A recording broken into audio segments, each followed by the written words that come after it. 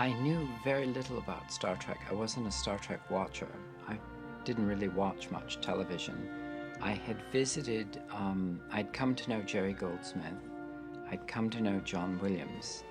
I had come to know the art of scoring and putting music against picture and the mathematics.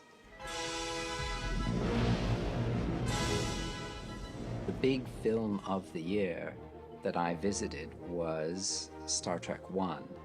And I went to quite a few of those sessions because I was curious what Jerry would do. And he invited me to the sessions and I hung out a lot. And that was sort of a big event for me to see that being conducted and that being put together. When I got hired by Nicholas Meyer, we had a couple of interviews and we liked each other, and told me what his ideas were, which were very literary, very seafaring in his mind. The producer, Harv Bennett, would have probably been more comfortable had I reused material from the television show, but I chose not to do that, and Nick backed me up on that decision. They didn't want to repeat the theme of Star Trek I, they wanted a new theme. Nick wanted it to be seafaring, as I told you, so they didn't want to reuse or reference anything of Star Trek I. That was history now. So we had to come up with a new theme, and it had to be very musical and had to be memorable.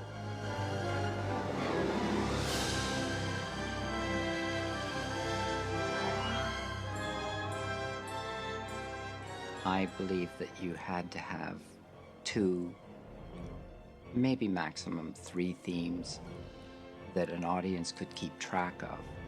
And then it was important that 3 themes be your principal themes, and then have maybe a motif or 2 that were very short but narrated other things. And themes tended to be long melodies, and the motifs could be short blasts of things. Khan didn't have a long theme.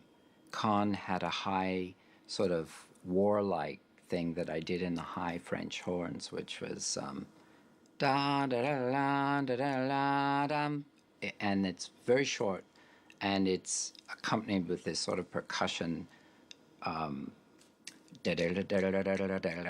sort of figure.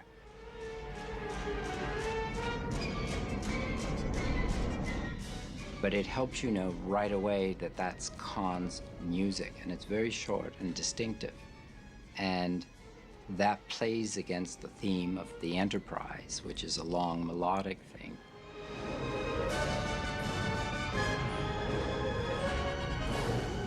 I wanted it to be really something that was strong and warlike, and to me, the high horns, in terms of color, did that.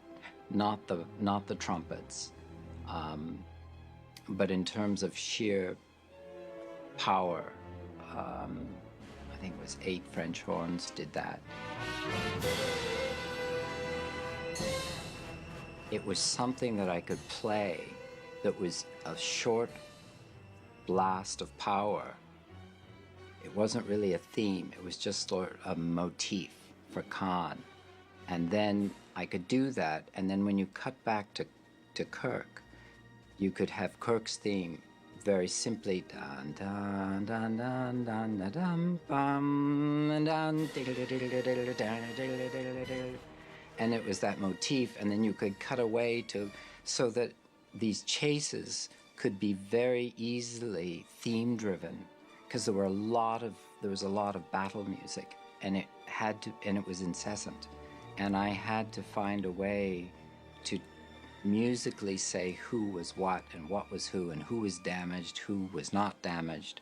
And that helped a great deal knowing how the battle was going. And I think that is really, really important when you are having long battle sequences. Otherwise, it's just action music. Fire. Fire! One of my absolute favorite sequences of Star Trek was seeing it in dry dock. I just thought that was unbelievable. And the whole leaving dry dock for the first time.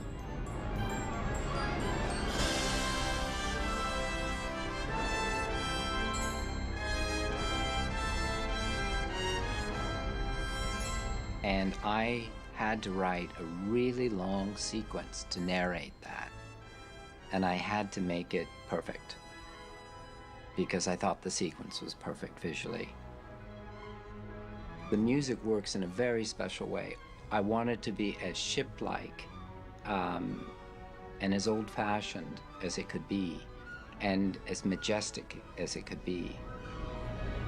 It's not so much the music that I'm proud of, it's the whole sequence when you watch it. And I always believe that you shouldn't be aware of the music. What I'm proud of is the marriage, that you're just in awe of the sequence, and it's the visuals and the music working together that make that moment dramatically, that whole long 12-minute sequence of pulling out of dry dock. And it's just such a terrific sequence.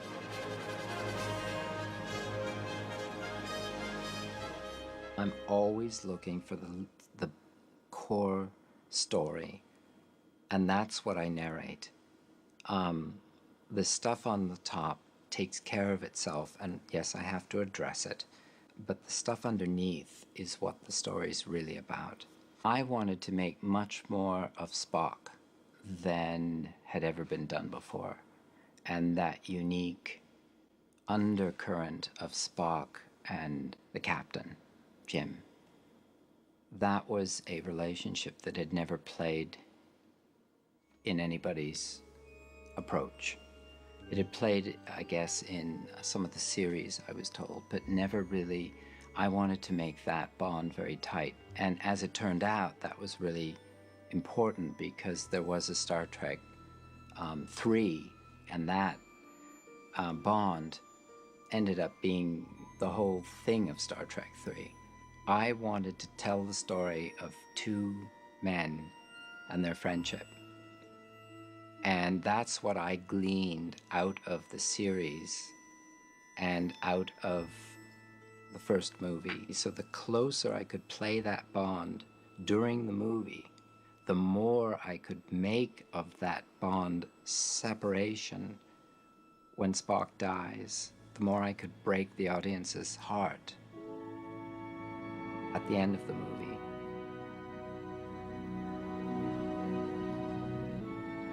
Seeds I was sowing in Star Trek II were now going to be able to bloom and work in Star Trek III.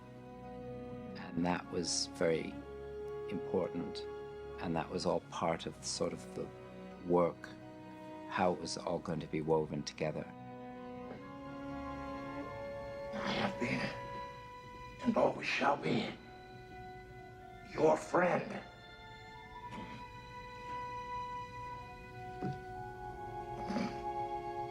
Live long and prosper.